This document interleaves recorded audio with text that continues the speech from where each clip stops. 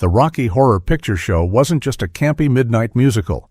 It was a cultural explosion that rewired how audiences interacted with cinema. What looked like glitter, fishnets, and absurd fun on screen hit a storm of clashing egos, freezing sets, censorship battles, and an accidental legacy that outlived its creator's wildest dreams. Behind the sequence, chaos ruled. Cast members nearly froze during shoots, producers doubted Tim Curry's now iconic voice, and props fell apart mid-scene. The studio thought it would flop, and it did at first. Yet fans turned it into the most famous cult movie of all time. Today, we're revealing 20 weird facts about the Rocky Horror Picture Show, 1975. Secrets even die-hard fans might not know. Stick around for the bonus fact because it involves a shocking real-world twist that forever changed the movie's legacy. Let's time warp into the madness. 1. The cast froze.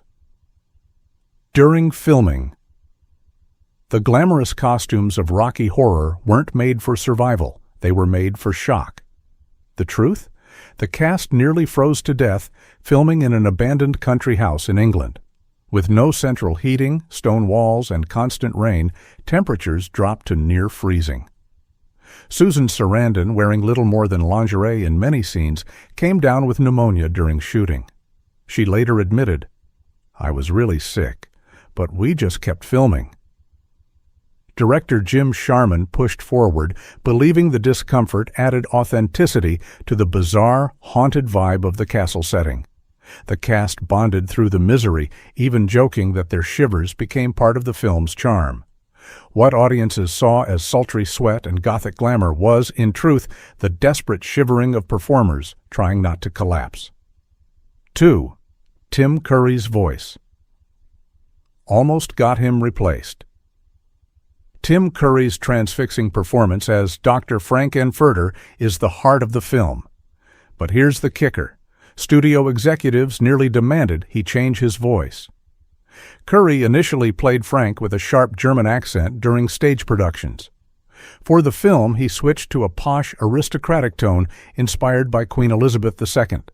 Executives thought it sounded too strange, and worried American audiences wouldn't connect. Curry stood his ground, refusing to bend. That stubbornness paid off. The voice became one of the most recognizable in cult cinema. Imagine Frank without that decadent, commanding drawl. It wasn't just a choice, it was a gamble that gave Rocky Horror its unforgettable camp royalty. 3. Meatloaf was terrified of the motorcycle stunt.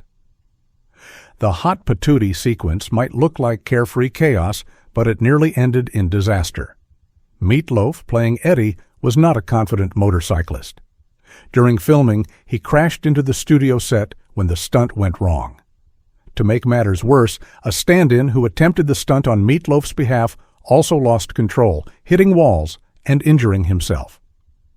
The motorcycle was repaired with duct tape and desperation. Director Sharman eventually used a mix of quick cuts, camera tricks, and raw panic to pull it together. For Meatloaf, the moment was terrifying. He admitted later that the roar of the bike and the unpredictability of the scene made it one of the most dangerous moments of his career. 4. Susan Sarandon got no support from the studio. Sarandon's pneumonia wasn't her only battle. When she asked 20th Century Fox for medical support during her illness, the studio reportedly brushed her off, claiming there was no budget for proper treatment or downtime. She kept shooting anyway, wrapped in blankets between takes, determined not to lose her role. Sarandon later recalled the ordeal with a mix of pride and frustration. In an ironic twist, her suffering mirrored Janet's transformation on screen, starting as innocent and controlled, but weathering chaos until she emerged hardened, unafraid, and strangely empowered.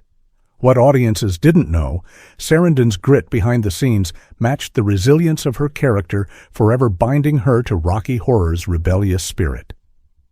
5. The famous lips almost belonged to someone else. The iconic opening credits, just a pair of bright red lips singing science fiction double feature, weren't originally supposed to feature Patricia Quinn's mouth.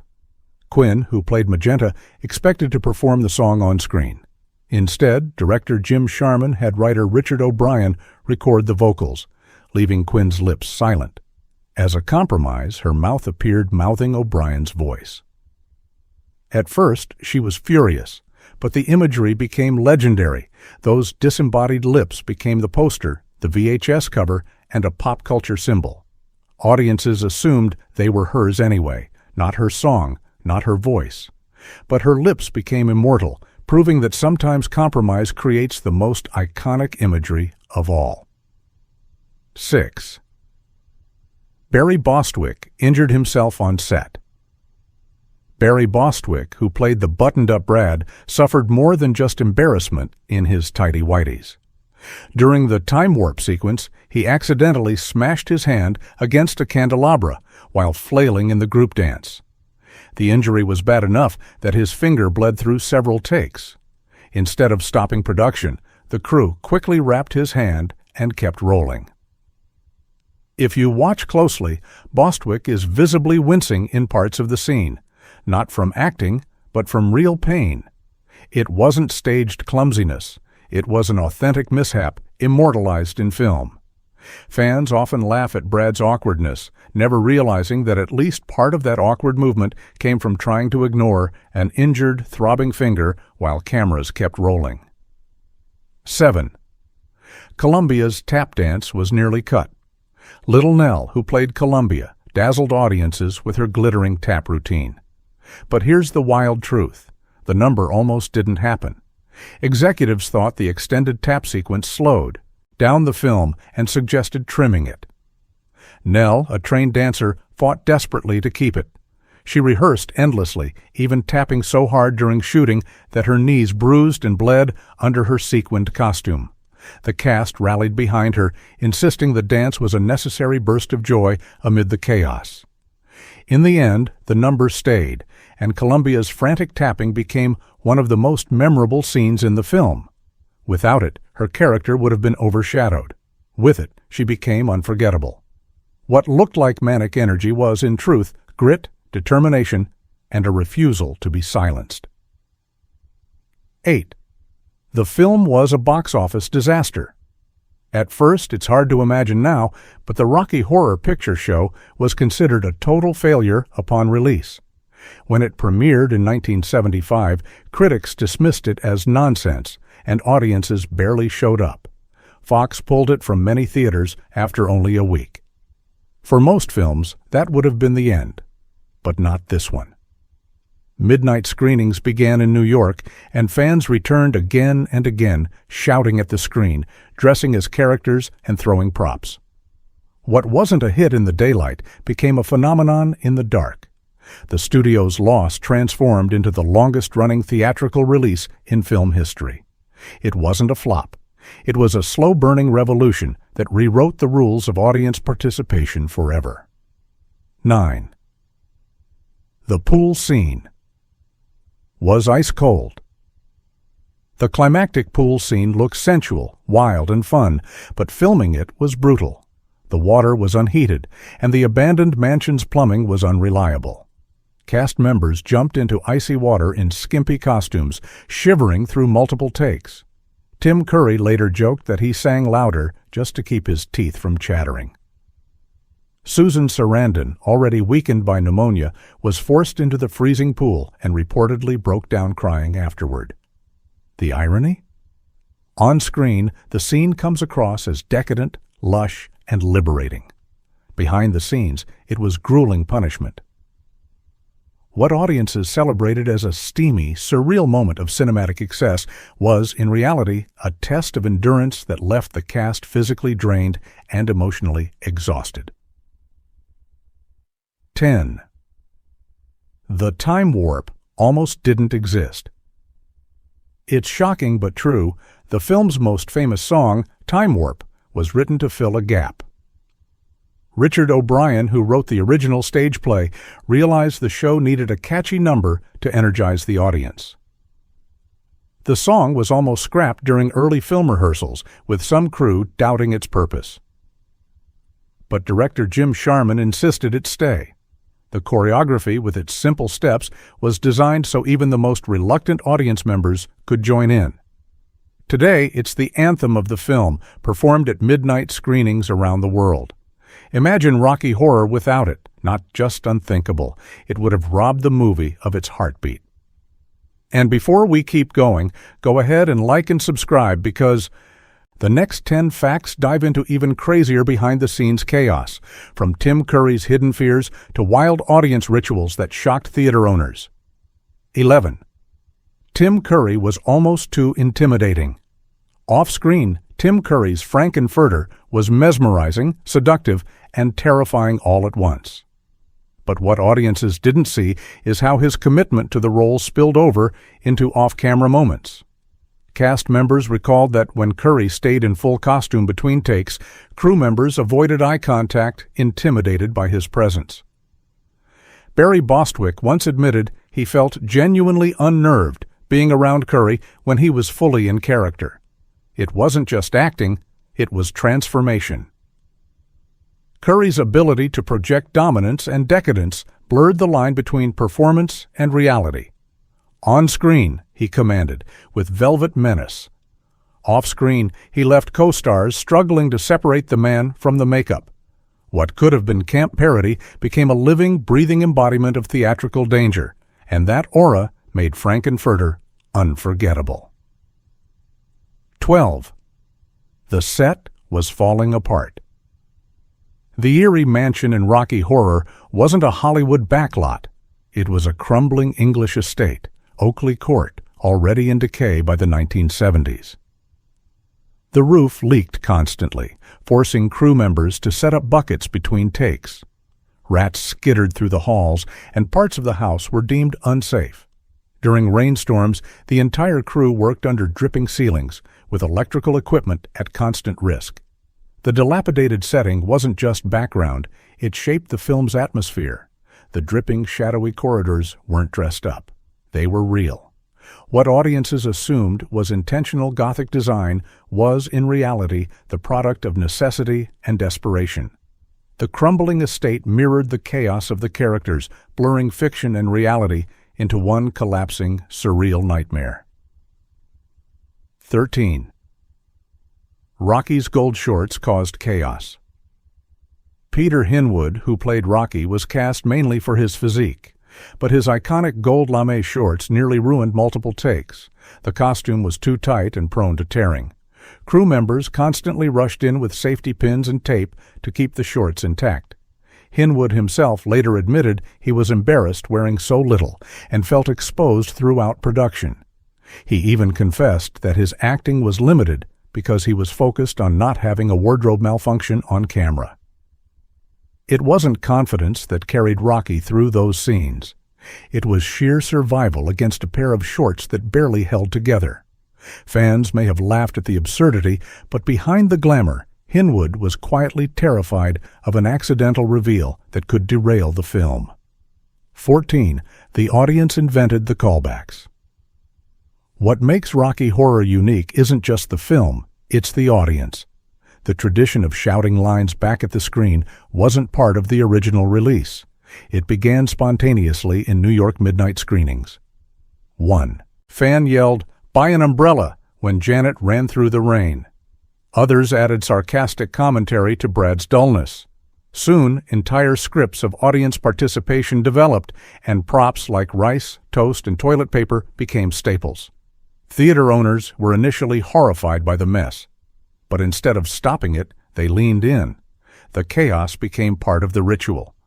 What began as rebellious heckling turned into a global tradition that made the film immortal. Not audience disruption, but audience creation. Rocky Horror became the first movie truly co-authored by its fans. 15.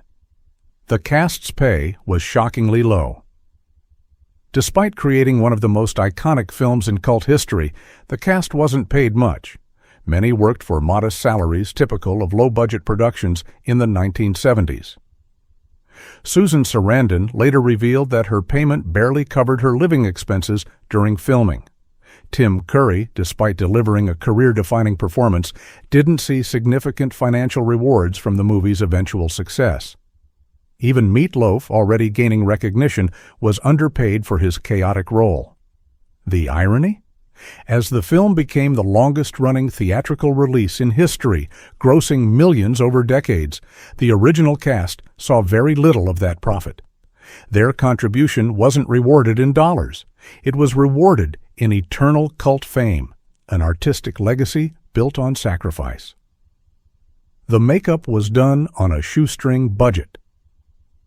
The flamboyant makeup in Rocky Horror looks theatrical and exaggerated, but what audiences didn't know is that most of it was improvised with limited resources.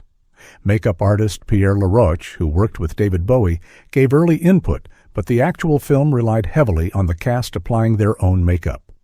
Tim Curry perfected Frank-N-Furter's smeared lipstick and dramatic eyeliner in his dressing room mirror. Little Nell insisted on adding extra glitter from her personal stash. The lack of budget turned into an advantage. It gave the characters a raw, unpolished look that suited the story's chaos. Not Hollywood polish, but DIY rebellion. The result? A style that became iconic, inspiring drag performers and glam rockers for generations. 17th, Richard O'Brien's voice carried hidden pain. Richard O'Brien, the writer and creator, also played Riff Raff. His hunched posture and shrill singing weren't just performance, they reflected his real struggles. O'Brien has spoken about feeling like an outsider his entire life, and Riff Raff became a projection of that alienation. When he belts, "I remember doing the time warp," there's a raw edge to his voice. It wasn't just camp comedy, it was catharsis. O'Brien's creation of Rocky Horror gave him a way to explore themes of identity, gender, and belonging long before mainstream culture was ready. Fans sensed the authenticity. The film wasn't parody alone. It was a manifesto from someone who lived on society's fringes. Riff Raff wasn't just a servant in the story. He was O'Brien's shadow self. 18. The censors feared it would corrupt youth. When Fox submitted Rocky Horror to ratings boards, they feared bans in multiple countries. The UK Board of Film Classification debated over Frank-N-Furter's explicit seductions. Some American theaters initially refused to screen it at all. Studio executives worried it was too strange, too deviant for mainstream release. But instead of toning it down, the filmmakers doubled down. What critics called dangerous became exactly what drew audiences in. Teenagers, outsiders, and queer communities found liberation in its wildness. The censorship attempts only fueled its legend.